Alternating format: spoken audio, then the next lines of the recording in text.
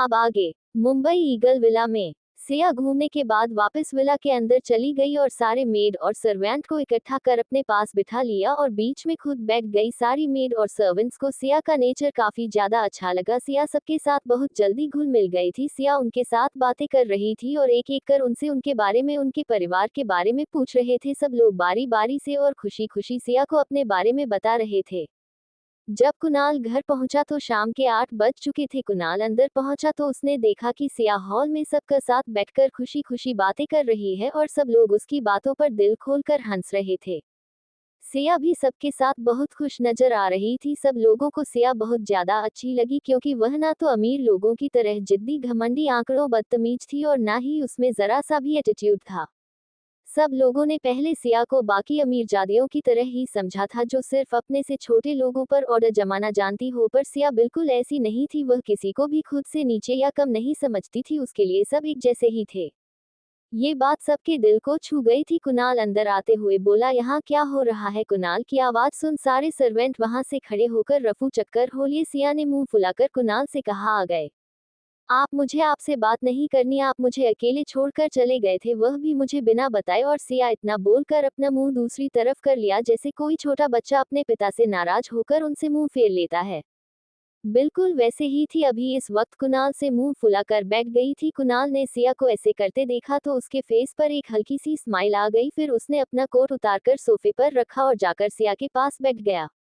कुणाल ने किया से पूछा, रैबिट इधर देखो मेरी तरफ। कुणाल की तरफ नहीं देखा। फिर कुणाल ने सिया से कहा, सॉरी मुझे कुछ जरूरी काम आ गया था इसलिए मुझे जल्दबाजी में घर से जाना पड़ा। अब माफ कर दो, तुम जो बोलोगी मैं वह करने को तैयार हूँ। इस तरह उदास होकर मत बैठो।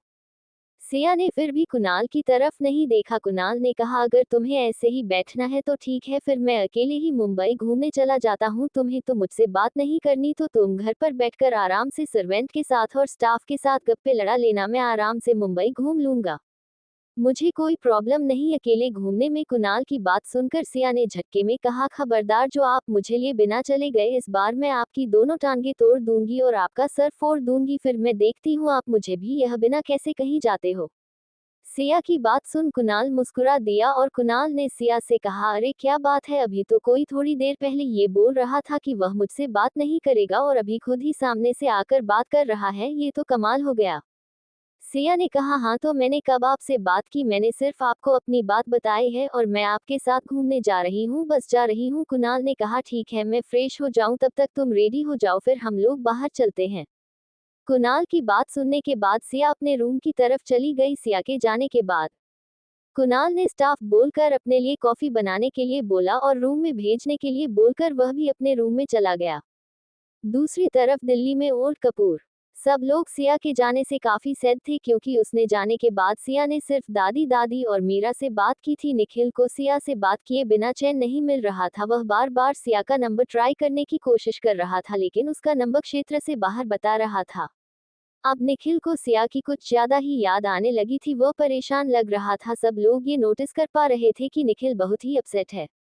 निखिल ने बिना खाना खाए वहां से जाने का मन बना लिया। वह अपने ही वाला था कि माहिर और कबीर ने कहा, निखिल भाई आप बिना खाना खाए कैसे कहाँ जा रहे हैं? खाना खा लीजिए, फिर उसके बाद जहाँ जाना है जाए। निखिल ने कहा, मेरा मन नहीं है, तुम लोग कर लो डिनर, में अपने रूम में जा रहा हूँ। मीरा जी कबीर के पास से उठकर निखिल के पास आकर बैठ गई। उन्होंने एक प्लेट में निखिल के लिए खाना डाला और अपने हाथों से खिलाने लगी, लेकिन निखिल खाने से मना कर दिया। मीरा जी ने प्यार से निखिल को समझाते हुए कहा, तुम्हारा खाने ना तुम्हारा खाना ना खाने से क्या वह वापस तुम्हारे पास आ जाएगी या तुमसे बात करेगी? तुम अच्छे से जानते हो जब भी वह नाराज होती है, जब तक उसका गुस्सा खुद ठंडा नहीं होता वह किसी से बात नहीं करती। कुछ दिन में वह खुद ही ठीक हो जाएगी, तुम उसकी चिंता मत करो। वह फिर से तुम्हारे साथ पहले जैसे ही बातें करेगी, तुम्हारा सिर खाएगी, तुम्हें परेशान करेगी। निखिल को सिया की बहुत याद आ रही थी। उसने मीरा जी को हक किया और रोने लगा।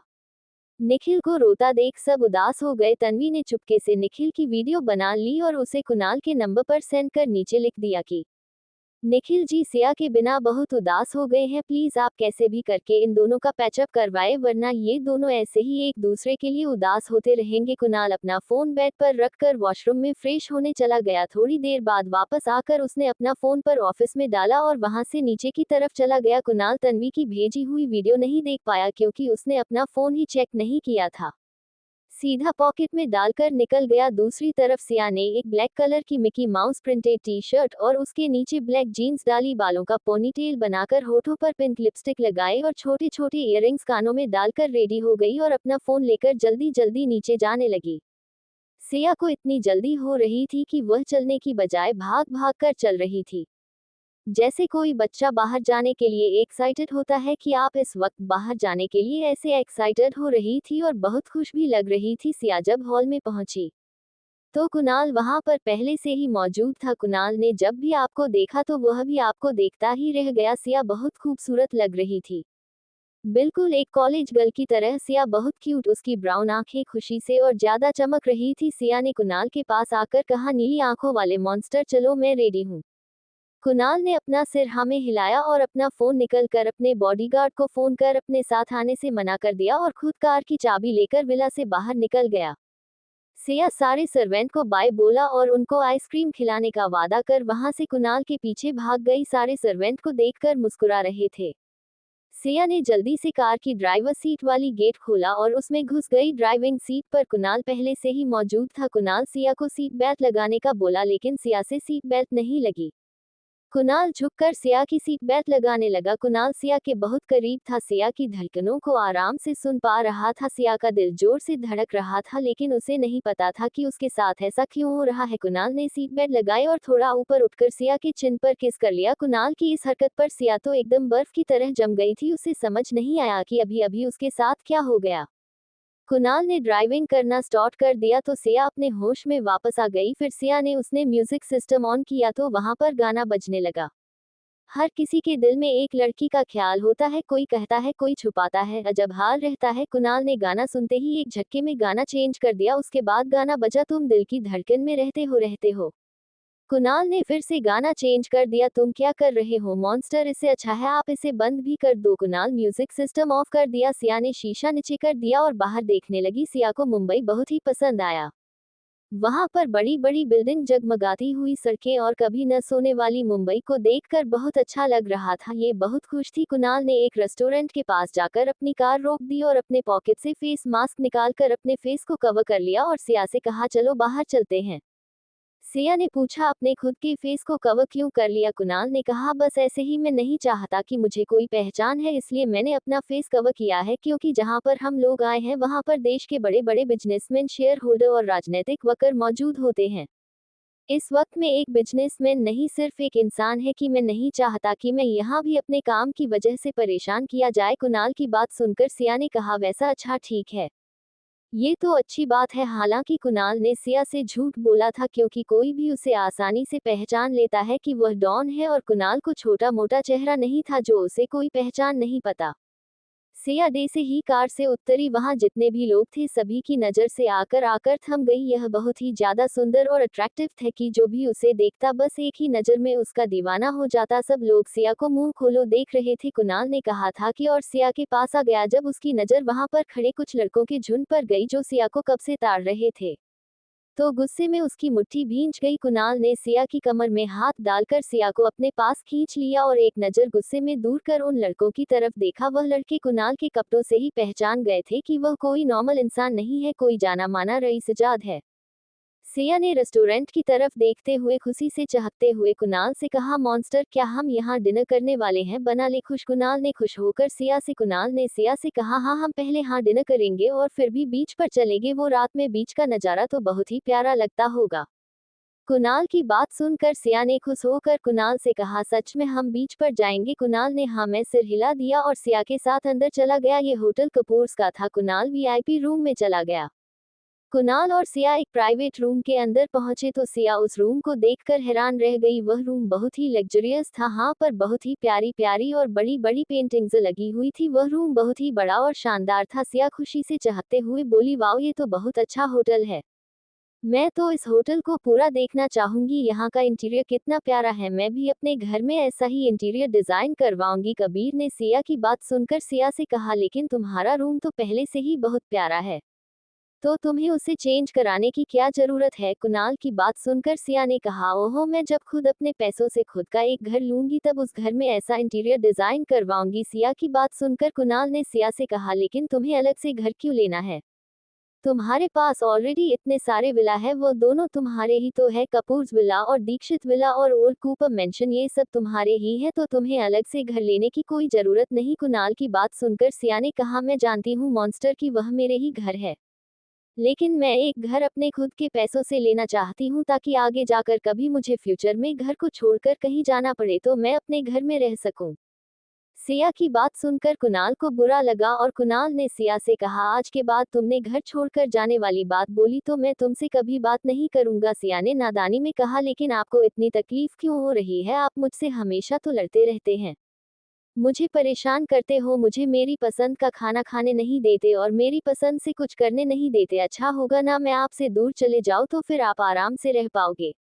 कुणाल ने सिया के मुंह पर हाथ रखते हुए कहा, चुप करो, तुम बहुत बोल दिया, खबरदार, जो आज के बाद तुमने फिर से ऐसी बड़ी ही बात बोली मैं तुमसे कभी बात नहीं करूंगा। सिया ने कुणाल से कहा, लेकिन मॉन्स्टर, मैं तो बस मजाक कर रही थी, आप तो सीरियस हो गए। कुणाल ने अपनी बाहें चढ़ाते हुए सिया से कहा, आइंदा से ऐसा मजाक भी मत करना, अब जाओ और अब चुपचाप जाकर टेबल पर बैठो, मैं 1 मिनट में आता हूँ।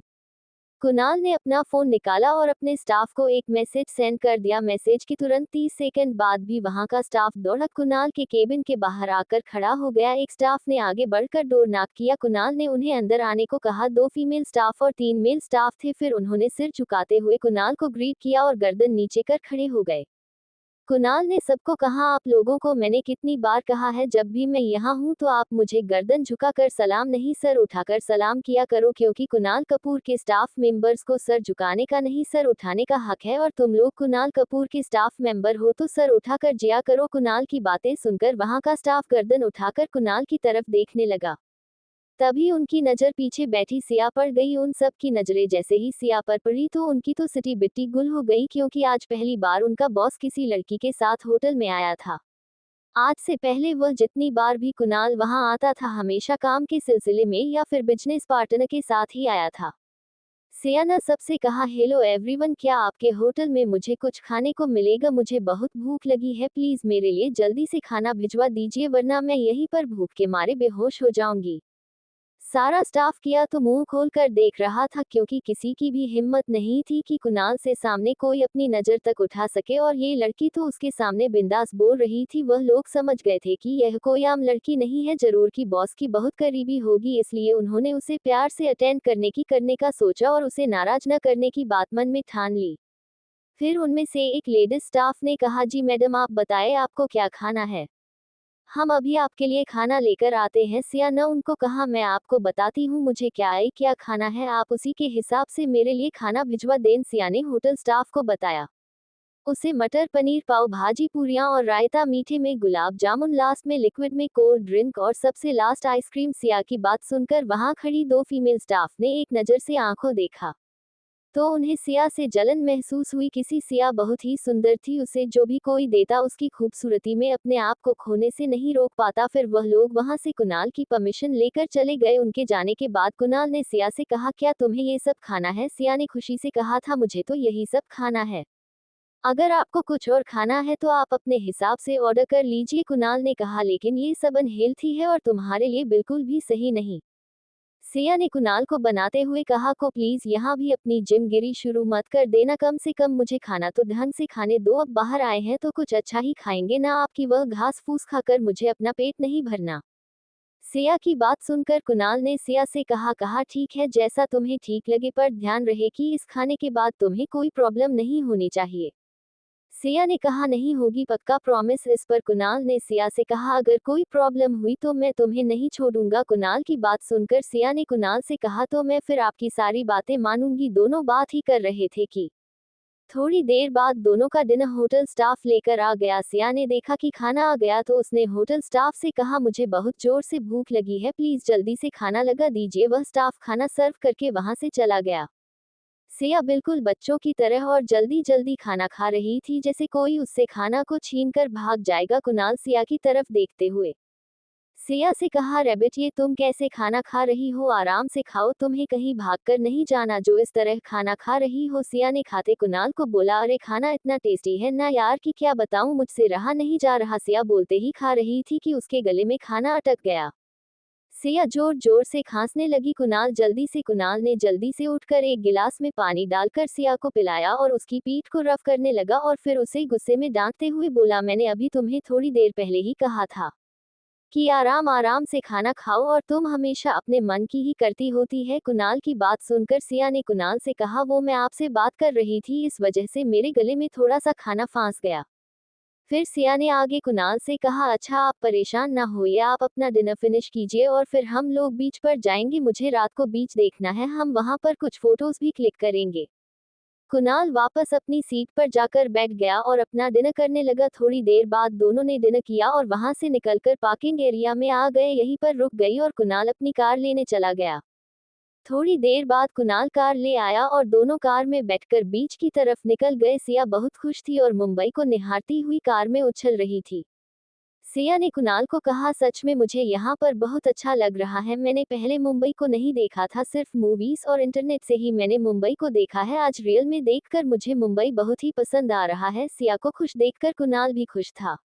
कुणाल और सिया दोनों कुछ देर बाद इस पर पहुंचे। एक बीच पर एक अजीब सी शांति छाई हुई थी, बस वहां पर पानी की लहरें और पानी का शोर ही आ रहा था। वहां पर हल्का हल्का अंधेरा था और चांद की रोशनी से समंदर पर पड़ रही थी, जिससे सुंदर बहुत ही प्यार लग रहा था, पर ज्यादा दूर का कुछ दिखाई नहीं दे रहा था। कुणाल ने बहुत दूर कर रोकी और फिर कुणाल और सिया दोनों कार से उतरकर बीच के पास चले गए। सिया ने खुश होते हुए कहा, ये कितना सुंदर है और यह रात में और भी ज्यादा प्यारा लग रहा है।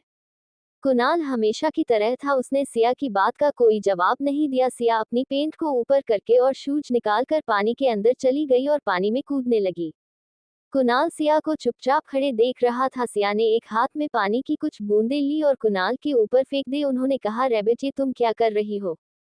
सिया ने कहा, ओहो आप ही आइए ना, देखिए यहाँ पर कितना मजा आ रहा है। सिया की बात सुनकर कुणाल ने सिया से कहा, नहीं मुझे ये सब पसंद नहीं, तुम्हें अच्छा लग रहा है तो तुम करो। कुणाल ने सिया से आगे कहा, मैं गाड़ी से अपना फोन लेकर आता हूँ, तुम यहाँ से कहीं मत जाना। कुणाल की बात सुनकर सिया ने कुणाल से कहा, ठीक है मैं नहीं जाऊंगी, मुझे तो यहाँ पर बहुत मजा आ रहा है। कुणाल सिया को वही खेलता छोड़कर अपनी कार की तरफ चला गया। कुणाल के जाने के बाद भी सिया वहीं पर पानी खेल ही रही थी कि अचानक से वहां पर 5 लड़कों का झुंड वहां आ गया। उन लड़कों ने बहुत ज्यादा शराब पी रखी थी। उनमें से एक ने सिया को देख लिया। उस लड़के ने कहा, उधर देखो वहां पर कितनी सुंदर अप्सरा है, जैसे कोई परी आसमान से उतर आए हो, इसका स्वाद लिए बिना तो हम घर नहीं जाएंगे। सिया थी इतनी सुंदर और चांद की रोशनी में और भी ज्यादा प्यारी लग रही थी। वह लोग सिया की तरफ बढ़ने लगे। सिया अपनी धुन में मगन थी, उसे उन लड़कों के आने का जरा भी पता नहीं चला। तभी एक लड़के ने सिया के पास जाते हुए कहा, अरे वाह तुम अकेले अकेले मजा कर रही हो, जरा हमारे साथ भी थोड़ा मजा कर लो, तुम्हें भी अच्छा लगेगा और हमें भी। सिया ने उन लड़कों की तरफ देखा तो उसके सामने 5 लड़कों का खड़ा था। सिया किसी नॉर्मल लड़की की तरह कभी घबराती नहीं थी। सिया उन लड़कों से बिल्कुल भी नहीं डरी और पानी से बाहर आते हुए उसने कहा, अच्छा तो तुम लोगों को मेरे साथ मजे करने हैं? उस लड़के ने कहा, हाँ मजे तो करनी है, अब तुम बताओ तुम खुद हमारे साथ चलना पसंद करोगी या हम तुम्हें खुद अपने साथ ले जाए? सिया ने कहा, और तुमसे किसने कहा कि मैं तुम्हारे साथ जाऊंगी या तुम मुझे मेरी मर्जी के बिना ले जा सकते हो? तभी एक दूसरे लड़के ने कहा, अरे क्यों अपना टाइम वेस्ट कर रहे हो, उठाओ साली को और कार में डाल लो। तभी 2 लड़के या की तरफ बढ़े, जिसे ही उन्होंने सिया को छूने के लिए हाथ आगे किए। सिया ने एक जोरदार लात से एक लड़के पर वार किया और दूसरे हाथ से दूसरे लड़के की गर्दन पकड़ ली। सिया ने इतनी जल्दी यह सब क्या कि उन लड़कों को समझ ही नहीं आया कि वहां पर हुआ तो हुआ क्या। तभी सिया ने उस लड़के की गर्दन मरोड़कर उसे जमीन पर पटक दिया और दूसरे लड़के को लात मारकर पानी में फेंक दिया। फिर वो तीनों लड़के एक साथ सिया पर टूट पड़े, पर पता नहीं कैसे सिया ने उन्हें हवा में उड़ा दिया। ये बात खुद सिया को भी समझ में नहीं आ रही थी कि उसने ये सब कैसे किया। तभी पहले 2 लड़के फिर से उठे और सिया को पीछे से पकड़ लिया। सिया ने दोनों लड़कों को अपने दोनों हाथों से ऊपर उठा दिया। वो दोनों लड़के हैरान थे कि यह कमजोर सी दिखने वाली लड़की भला एक साथ 2 इंसानों को कैसे उठा सकती है। जब सिया ने उन दोनों लड़कों को अपने दोनों हाथों से हवा में उठा रखा था तो तभी कुणाल भी वहां पहुंच जाता है। कुणाल सिया का ये रूप देखकर दंग रह गया। सिया ने उन दोनों लड़कों को हवा में इतनी दूर फेंका कि वह बहुत दूर जाकर गिरे। फिर वह बाकी के लड़के भी उठ खड़े हुए। सिया ने अपनी आंखें दिखाते हुए पता नहीं उन लड़कों पर कौन सा जादू उन लड़कों की तरफ देखा तो पता नहीं कैसे वह लड़के सिया के पैरों में आकर गिर पड़े और सिया को सॉरी बोलने लगे। दरअसल आज पहली बार सिया की शक्तियां सिया ने अनजाने में यूज की थी, इसलिए उसे नहीं समझ आ रहा था कि वह ये सब कैसे कर पाए, पर कुणाल अच्छे से समझ गया था कि यह सब सिया की शक्तियों के कारण ही हो पाया है। वह जानता था कि सिया इन सब को हैंडल कर लेगी, इसलिए वह आगे नहीं बढ़ा है और चुपचाप वहीं खड़ा होकर यह सब देखने लगा। सिया ने एक लड़के के कॉलर को पकड़कर ऊपर उठाते हुए कहा, आइंदा से किसी लड़की को कमजोर समझने की भूल मत करना। हर लड़की कमजोर अबला नारी नहीं होती, कुछ लड़कियां देवी माँ का रूप भी होती है जो तुम जैसे दानवों का अंत करना अच्छे से जानती हैं। सिया ने फिर उस लड़के के पेट पर एक जोरदार किक मारी और वहां से अपने हाथ जोड़कर कुणाल की तरफ बढ़ने लगी। जबकि आगे बढ़ी तो उसे कुणाल खड़ा हुआ दिखाई दिया। उसने कहा, मॉन्स्टर आप कहाँ चले गए थे, मैं आपको ढूंढ रही थी। कुणाल ने कहा, वह सब तो ठीक है, लेकिन ये लोग कौन थे जिनकी तुमने इतनी बुरी तरीके से धुलाई की है। कुणाल की बात सुनकर सिया ने कुणाल को कहा, पता नहीं ये लोग कौन थे, पर ये लोग मेरे साथ मजे करने चाहते थे, इसलिए मैंने इन्हें अच्छे से मजे करवा दिए। वैसे इनको मजे कराते कराते मुझे भी बहुत मजा आया। कुणाल बस सीरियस होकर सिया देख रहा था। उसे नहीं पता था कि सिया के अंदर और कैसी कैसी भयानक शक्तियां अपने रूप में बाहर आने वाली है। आज तो उसने ट्रेलर भी देख लिया था, आगे जाकर पता नहीं क्या होगा। फिर कुणाल ने कहा, चलो अब बहुत रात हो गई है, हमें घर चलना चाहिए, बाकी हम कल घूमेंगे। सिया ने अच्छे बच्चे की तरह बात मानते हुए कुणाल से, ठीक है, वैसे भी मैं थक गई हूँ, मुझे नींद आ रही है, अब तो घर ही चलना चाहिए। दोनों वहां से अपनी कार लेकर घर के लिए निकल गए। कुणाल और सिया दोनों कुछ देर बाद घर पहुंचे। दोनों फ्रेश होकर हॉल में आकर बैठ गए। कुणाल ने सुबह से एक बार भी अपना फोन चेक नहीं किया था। उसने अपनी पॉकेट से फोन निकाला और सबके मैसेजेस और फोन कॉल्स देखने लगा। तभी उसे तन्वी का भेजा हुआ वीडियो मिला।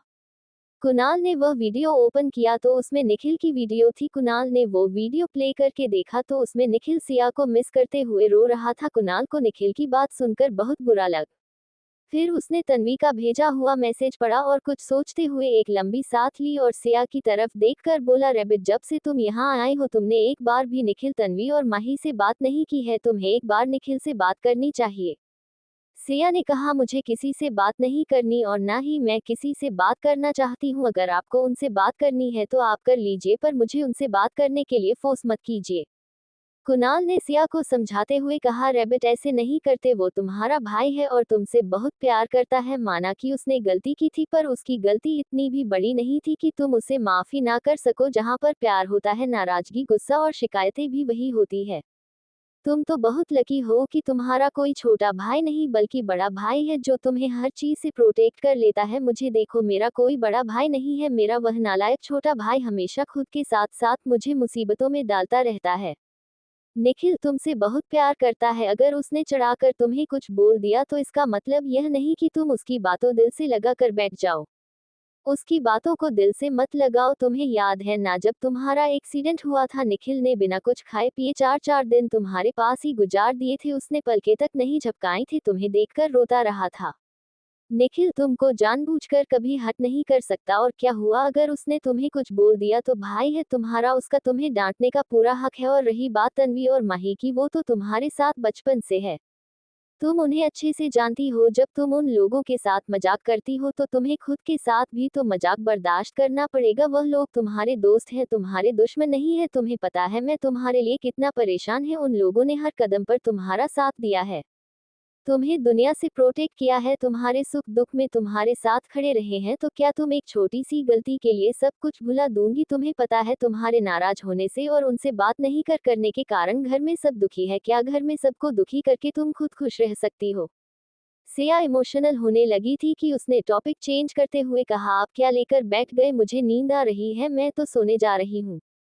अगर आपको यहाँ बैठकर रात भर भजन कीर्तन करने हैं तो आराम से कीजिए, मैं आपको डिस्टर्ब नहीं करूंगी। सिया उठकर वहां से जाने लगी तो कुणाल ने झटके से उसका हाथ खींचकर वापस से अपने पास बिठाते हुए कहा, बस सिया, बहुत हो गई तुम्हारी नाराजगी। फिर कुणाल ने निखिल की वीडियो सिया के सामने प्ले कर दी, जिसमें निखिल सिया को याद करते हुए अपने दिल की बातें सबके सामने बोल रहा था और साथ ही रो भी रहा था। निखिल को खुद के लिए रोता देख सिया के दिल में खंजर का चुभा। सिया को अपने भाई को रोता हुआ देखकर बिल्कुल अच्छा नहीं लगा। अपने भाई को रोता देख सिया की आंखें भी नम हो गई थी। भले ही वह निखिल से बात नहीं कर रही थी, लेकिन का भाई आज भी उसके दिल में सबसे ऊपर था। सिया को फील हुआ कि जाने अनजाने में ही सही उसने अपने भाई को बहुत ज्यादा हर्ट किया है। सिया को अपनी गलती का एहसास हो गया था, पर फिर भी वह चुपचाप बैठ गई। सिया को खामोश देखकर कुणाल ने सिया से कहा है, कहाँ एक बार अपने भाई से बात कर लो, मैं तुम्हारे लिए बहुत परेशान हो रहा है, उससे तुम्हारी नाराजगी बर्दाश्त नहीं हो रही। मैंने तुम्हें सब कुछ नहीं कहा था क्योंकि यह तुम्हारे दोनों बहन भाइयों के बीच की बात थी, इसलिए मैंने बीच में बोलना सही नहीं समझा। लेकिन मैं अपने दोस्त को अपने भाई जैसे ही प्यार करता हूँ। मैं सिर्फ मेरा दोस्त नहीं, मेरा भाई है, और उसे कोई हर्ट करे तो मुझे बिल्कुल अच्छा नहीं लगता।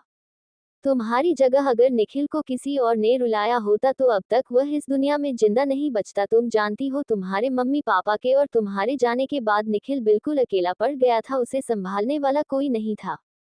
जब हम 6 स्टैंडर्ड में थे तब निखिल के अंकल, जो कि अब इस दुनिया में नहीं है, उन्होंने निखिल का एडमिशन मेरी स्कूल में कराया था। मैं पहली बार 6 स्टैंडर्ड में निखिल को मिला था। निखिल बिल्कुल चुप रहता था, किसी से कोई बात नहीं करता था। धीरे धीरे हमारी दोस्ती हो और फिर निखिल ज्यादातर मेरे साथ टाइम बिताने लगा। 1 साल अंदर मैंने निखिल के बारे में सब कुछ पता कर लिया था। मैं समझ गया था कि निखिल बिल्कुल अकेला है, इसलिए मैंने कभी उसे अकेला नहीं छोड़ा और ना ही किसी को उसे हर्ट करने दिया। तुम्हारे अंकल के जाने के बाद भी निखिल बहुत अकेला पड़ गया था। मैंने जैसे तैसे करके उसे संभाला था। निखिल किसी को कुछ बोलता नहीं है, लेकिन वह बहुत सॉफ्ट हार्टेड है। उसे लोगों की बातों का जल्दी बुरा लग जाता है, इसलिए मैं उसे सबसे बचा कर रखता हूँ। और तुम अब बात ना करके मेरे दोस्त को हर्ट कर रही हो, जो मुझे बिल्कुल अच्छा नहीं लग रहा। अब तुम मेरी बात ध्यान से सुनो, अपने भाई से बात करो और उसे सॉरी कहो, वरना मैं भी तुमसे बात नहीं करूंगा। सिया पूरी तरह से इमोशनल हो चुकी थी, उसकी आंखें नम थी। उसने कहा, ठीक है, मैं भाई से बात कर लेती हूँ।